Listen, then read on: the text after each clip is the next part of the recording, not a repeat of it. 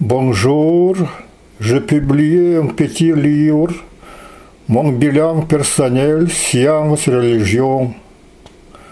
Je voudrais vous présenter les extraits de l'introduction et des conclusions de ce livre. Dans le domaine des sciences, j'étais surtout engagé dans les recherches mathématiques, dont je parle dans ma publication Mon bilan personnel, Traces en mathématiques. En 1992 à 2005.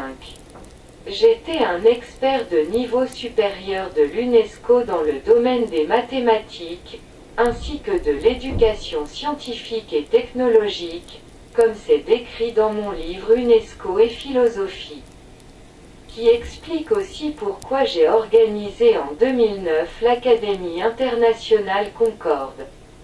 Dans la première partie de cette publication, j'explique pourquoi j'ai décidé de commencer à moderniser le tengrisme, l'ancienne religion des peuples des steppes, conservée en Yakoutie, tolérante et non dogmatisée, pour le rendre compatible avec la vision scientifique du monde. Dans la deuxième partie, je compare le tengrisme moderne ainsi développé, possédant une architecture modulaire personnalisable, avec les idées des penseurs européens sur une religion idéale.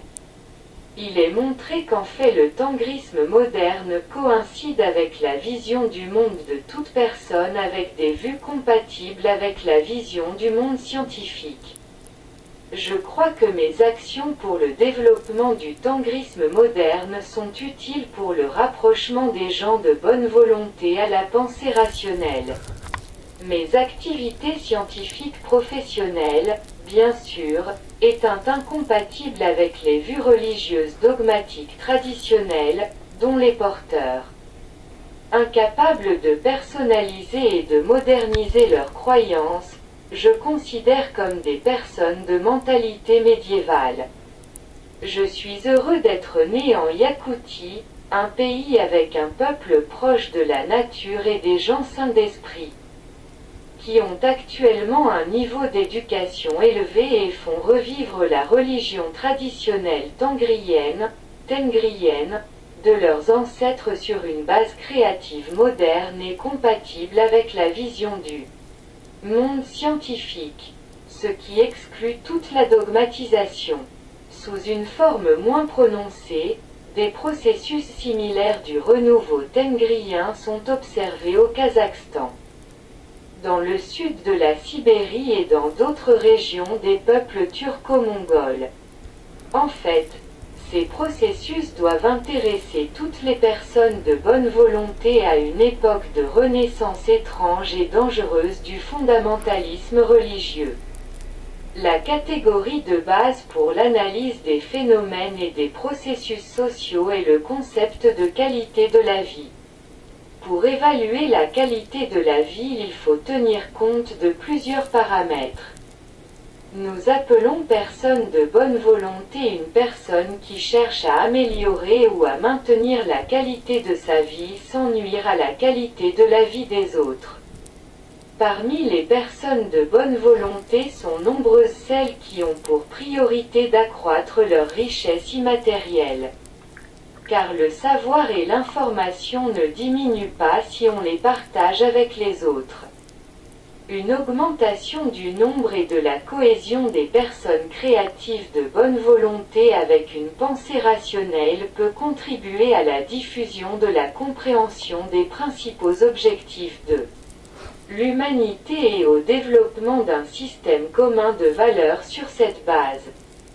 L'efficacité des actions des personnes de bonne volonté est renforcée si elles établissent une coopération mutuellement bénéfique.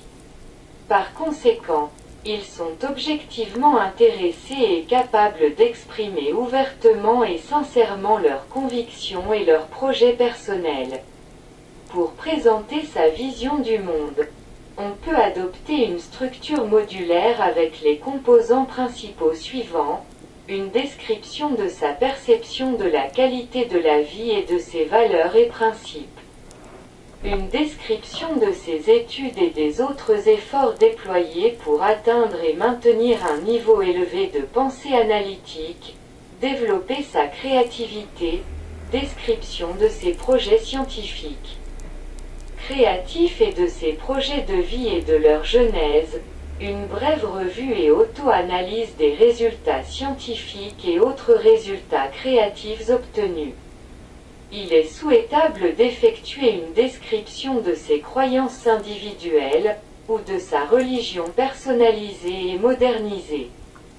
Une description de sa perception de la qualité de la vie et de ses valeurs avec l'inclusion d'éléments autobiographiques devrait être le module de base d'une présentation de sa vision du monde de toute personne, intéressant pour sa postérité, ses étudiants et tous les partenaires possibles. Ce module peut être esquissé de manière concise ou développé en un récit autobiographique ou en un essai philosophique pour bien justifier son point de vue. Abordons maintenant le sujet important de la vision religieuse du monde, qui est souvent dogmatique dans sa forme classique et en contradiction avec une vision du monde rationnel. Nous pensons au contraire que les religions rationnelles nouvelles ou modernisées doivent être compatibles avec la vision scientifique du monde, doivent contribuer au développement de la créativité et à la diffusion de la culture scientifique. Ils doivent unir les gens, les impliquer dans la participation à des actions communes contribuant à améliorer la qualité de leur vie. La présentation écrite par une personne de sa vision du monde et de ses croyances est un excellent exercice créatif qui caractérise bien son niveau intellectuel et ses qualités morales. Ce module important de description qu'une vision du monde peut contenir non seulement des considérations éthiques et autres, mais également des textes poétiques de prière moderne. Il existe ici une grande liberté pour la créativité philosophique, poétique, artistique et autres, utile aux fins de l'auto-éducation et du développement de la créativité. Mes livres sur le tangrisme sont destinés à faciliter une telle créativité, et ils sont tournés vers l'avenir. Car l'homme moderne ne peut pas croire comme ses ancêtres croyaient en des temps de diffusion limitée et lente de l'information. Le livre Tangrisme, Religion d'Attila et de Gengis Khan et ses versions modernes décrit l'architecture cellulaire personnalisable du tangrisme moderne sous la forme acceptable pour tous les gens de bonne volonté. La solidité de cette approche est testée dans le livre Philosophie du tangrisme en la comparant aux réflexions des philosophes classiques et modernes sur la tolérance, sur la paix éternelle, sur la religion naturelle et idéale. Le renouveau du tengrianisme au Kazakhstan sous cette forme serait un bon vaccin contre le fanatisme religieux qui menace la sécurité de ce pays. Un autre argument en faveur du développement du tangrisme sur une base moderne est la dégradation de l'image de l'islam dans les pays développés, qui entrave souvent l'établissement de contacts commerciaux fructueux et créatifs. Par exemple, en 2011, j'ai été invité par les dirigeants du Tengri Society Club, un club d'élite qui a ouvert ses portes à Almaty. Ils m'ont expliqué que ce club avait été créé par des personnes ayant de bonnes relations d'affaires internationales, qui étaient mal à l'aise se positionner à l'étranger comme les musulmans en raison de l'image négative de l'islam parmi leurs partenaires occidentaux. Par conséquent, ils se sont intéressés à la religion tengrienne de leurs ancêtres et à mes livres sur ce sujet. Actuellement, nous avons initié une discussion sur l'idée de reconnaître Attila comme un saint du tengrisme moderne dans le sens suivant. Les saints sont des individus présentés par différentes religions à leurs adeptes comme modèles de vie ou d'activité pour diverses raisons, De plus, ils sont considérés comme des élus de Dieu.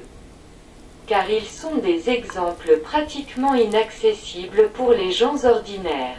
La reconnaissance d'Attila en tant que saint du tengrisme moderne stimulera la vulgarisation d'œuvres sur sa vie. La création de films véridiques, la rédaction de recherches sérieuses sur les secrets de son leadership, ce qui améliorera l'image des descendants de tous les peuples des steppes et de leur pays. Le succès des programmes et des projets ambitieux de coopération avec des peuples européens et autres. Après de nombreuses années d'études de la vie d'Attila, j'en suis venu à la conviction qu'il était la plus grande figure historique des peuples des steppes, un véritable chef non seulement de ceux-ci, mais aussi de la plupart des peuples européens de son temps. L'aspiration principale d'Attila était la création de l'Union européenne. Citons l'opinion de Marcel Brion, de l'Académie française. Sur ce projet politique d'Attila, à quelques nations qu'ils appartiennent, les hommes d'État ne peuvent plus nier aujourd'hui que le plan de ce roi, un des plus grands que le monde ait connu, était l'unité européenne. Des films sur Attila et sa relation avec le pape Léon, avec Geneviève de Paris, les évêques de Loup de Troyes, Aignan d'Orléans vulgariseront de manière convaincante la tolérance religieuse devenue si urgente dans le monde moderne. Le sujet de l'attitude respectueuse envers Attila de la part d'un grand nombre de rois germaniques et de dirigeants d'autres nations est surprenant. Il a réussi à créer un empire du Nord fédéral. Ses contemporains l'appelaient roi du Nord, et les peuples germaniques l'ont glorifié dans leur épopée pendant des siècles. La création de films historiques talentueux sur Attila conduirait au Kazakhstan à une croissance de l'intérêt populaire pour l'ère tengrienne de l'histoire des peuples des steppes, ce qui conduirait à une diminution significative du danger réel de propagation du fondamentalisme islamique dans ce pays. L'utilisation de films sur Attila comme une sorte de « vaccin » contre l'intégrisme religieux sera, d'une manière ou d'une autre, efficace dans d'autres pays et régions où vivent des peuples turco-mongols, jusqu'en Turquie. On pourrait même tenter de ramener les peuples du Turkestan chinois à une version modernisée de la religion tengrienne de leurs ancêtres afin d'établir leur vie paisible dans les conditions d'une Chine en plein développement. De telles actions répondent aux intérêts non seulement des pays et régions turco-mongoles, mais aussi des unions européennes et eurasiennes, personnes de bonne volonté dans le monde entier. Ainsi, je ne regrette pas d'avoir consacré beaucoup d'efforts à développer un tengrisme moderne sous la forme acceptable par tous les gens de bonne volonté. Clarifier le rôle réel d'Attila dans l'histoire du monde et créer des œuvres littéraires sur lui et écrire un scénario de film. Je crois que ces actions sont utiles au développement de l'humanité.